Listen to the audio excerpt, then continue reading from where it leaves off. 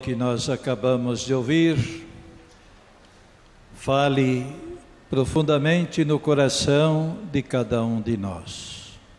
Bendita seja esta palavra que nós podemos escutar todos os dias. E quanta coisa a palavra de Deus tem para nos ensinar neste dia. Até parece que esta palavra de Jesus foi dita ontem, para valer hoje, agora. Aliás, a palavra de Deus é assim mesmo, o Evangelho será sempre a boa notícia. É interessante como que o Evangelho vai respondendo em todas as circunstâncias da nossa história. Como respondeu naquele tempo para esta realidade dos mestres da lei, que eram aqueles que interpretavam a palavra de Deus, que estabeleciam normas, os fariseus que também eram ocupados com a Sagrada Escritura e que vão escutar Jesus. Como que é interessante que eles, escutando a Jesus, sendo intérpretes lá do Antigo Testamento, que já falava de Jesus, dos profetas, que anunciavam a vinda do Messias, principalmente o profeta Isaías,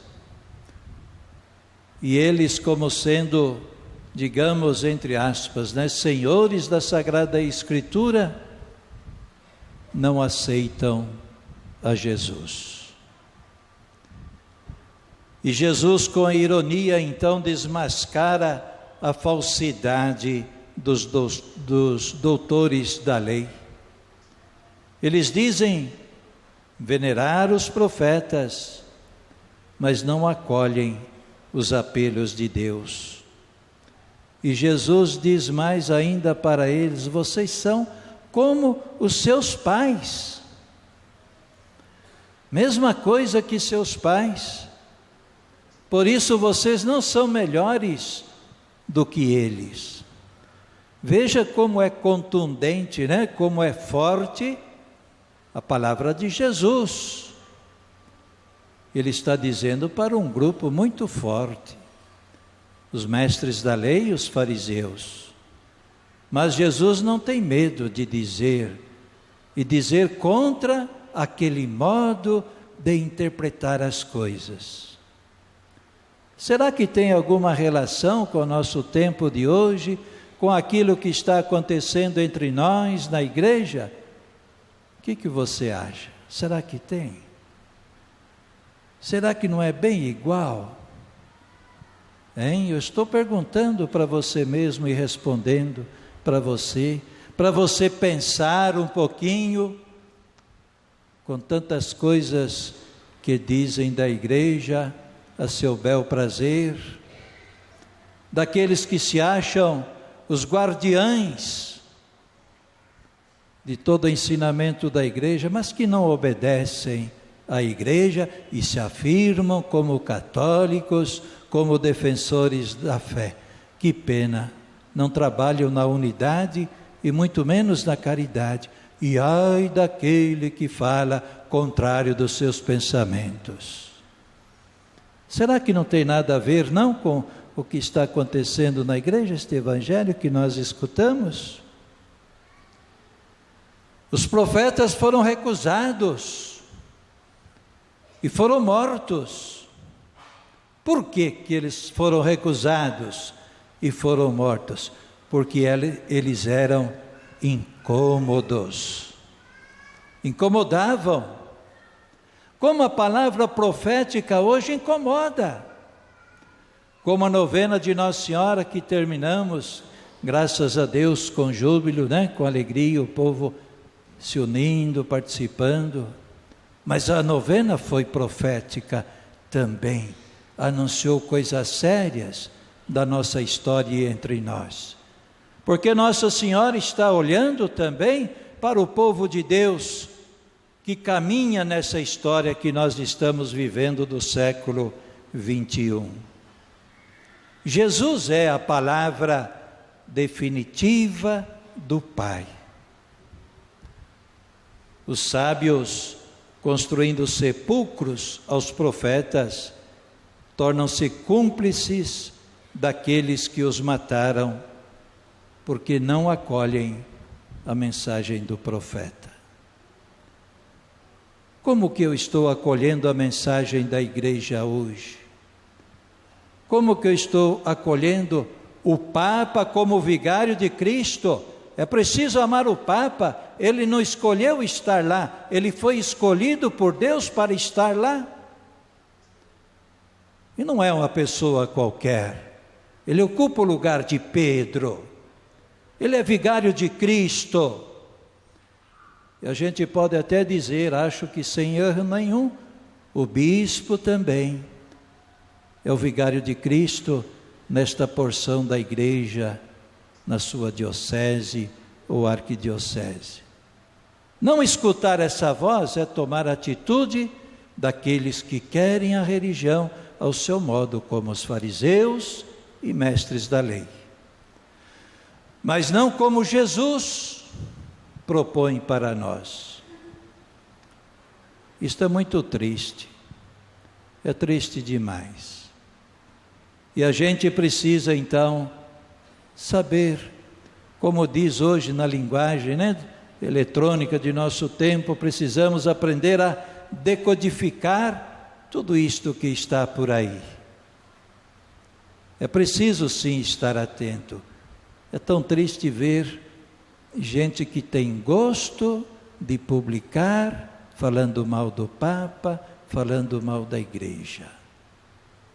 Isto é maldade, isto não é caridade, isto não é fé, isto não é amor à igreja.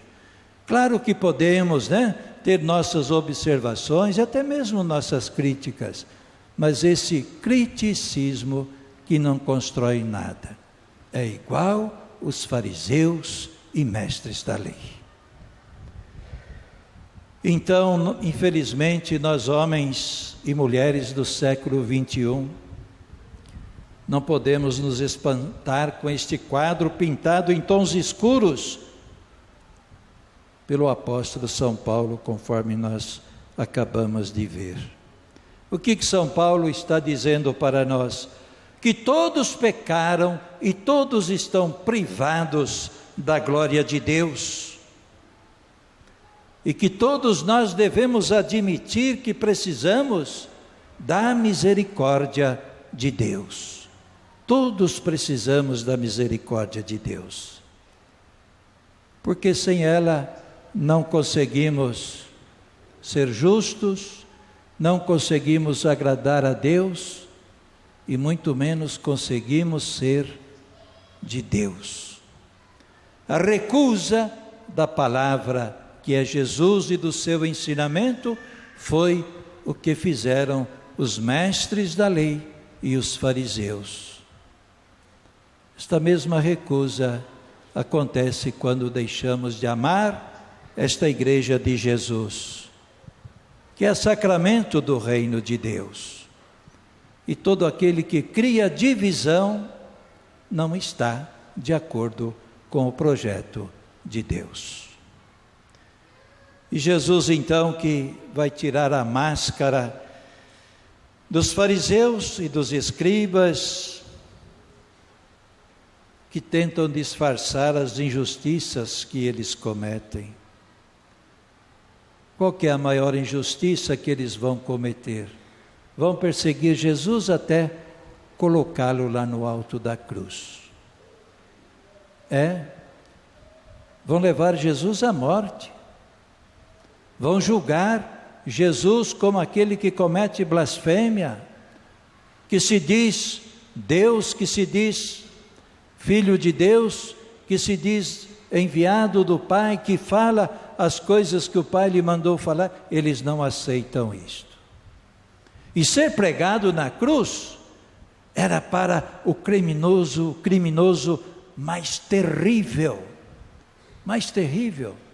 E lá foi colocado Jesus. Mas o Pai surpreende a todos aprovando tudo o que Jesus fez e que Jesus ensinou. A ressurreição do Cristo é a prova de que o Pai amava o seu Filho e aprovava tudo o que o Filho fez, ensinou, praticou entre nós. Meus bons amigos, a comunidade em que nós vivemos, a igreja, ela tem que ser uma escola de amor, uma escola de esperança, uma escola de misericórdia. A nossa comunidade tem que ser lugar de encontro, para a gente caminhar juntos, para a gente acertar o caminho pelo qual devemos passar todos. Quem quer caminhar sozinho e quem se acha tão absoluto como os falsos escribas que nós temos hoje nos meios de comunicação social, principalmente nas redes sociais, né? Falsos escribas, o Evangelho está falando para eles.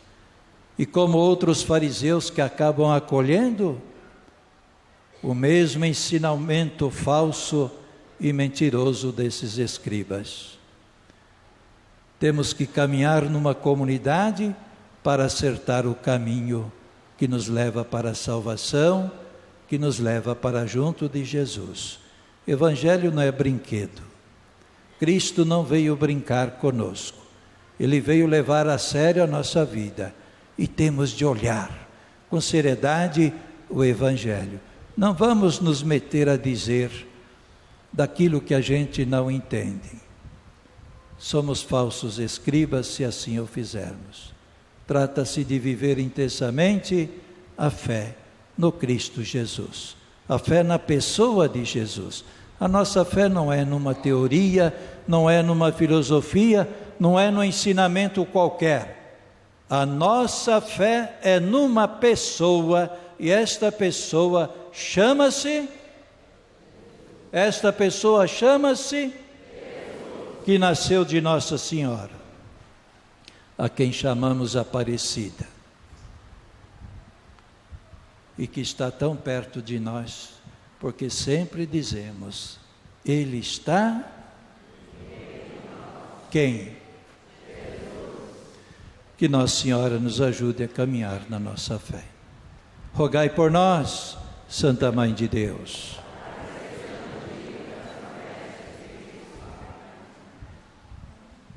Eu confio em nosso Senhor, com fé e esperança. Eu confio em nosso Senhor, com fé.